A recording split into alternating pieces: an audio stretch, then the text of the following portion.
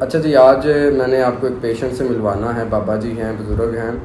ان کو جو ہے وہ فالج ہوا تھا.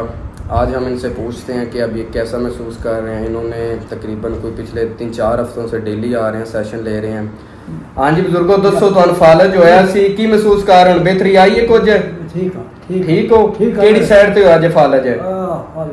ٹھیک ہے، ذرا بازو اینج دکھاؤ نا، اینج کر کے بند کرو کونی بند کرو، اینج ادھر میرے ول ویکھو، اینج کونی بند کرو، اینج اگے بند ہوندی سی، ہن بہتر ہوئی ہے؟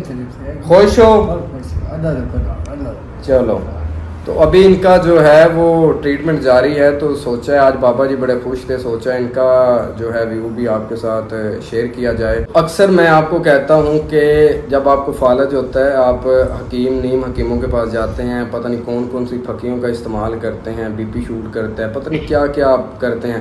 تو خدارا اپنے جو ہے پروفیشنل ڈاکٹروں کے پاس جایا کرے، عطائیوں سے بچیں.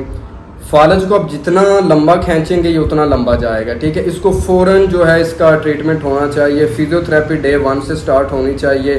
اس سے کیا ہوتا ہے کہ آپ کی جو آرم ہے، یعنی کہ ہر جو جوڑ ہے آپ کو اس کی خاص موومنٹ ہے، اس کو بحال رکھنا بہت ضروری ہے.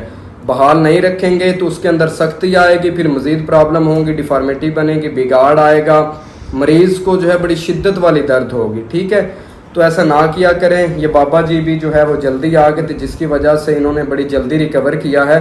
تو اگر آپ کے گھر میں کوئی فالج کا پیشنٹ ہے تو ساتھ میں جو میڈیکل کا ٹریٹمنٹ چلتا ہے اس کے ساتھ ساتھ فزیو تھراپی ایک بہت امپورٹنٹ رول پلے کرتی ہے.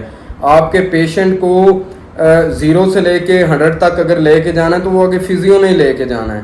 ٹھیک ہے، تو فزیو کروایا کریں اپنے پیشنٹ کے. جو آپ کے فزیو تھراپسٹ ہیں وہ ان کا ڈفرینٹ ایک پلان ہوتا ہے، اس کے اکارڈنگ وہ لے کے چلتے ہیں. ان کی دوبارہ لائف کو ریسٹور کرتے ہیں. جو ایکٹیویٹی آف ڈیلی لائف ہے ان کے اندر جو ہے بہتری آتی ہے، اور پیشنٹ جو ایٹ دی اینڈ وہ بہتر ہونا شروع ہو جاتا ہے. خدا حافظ.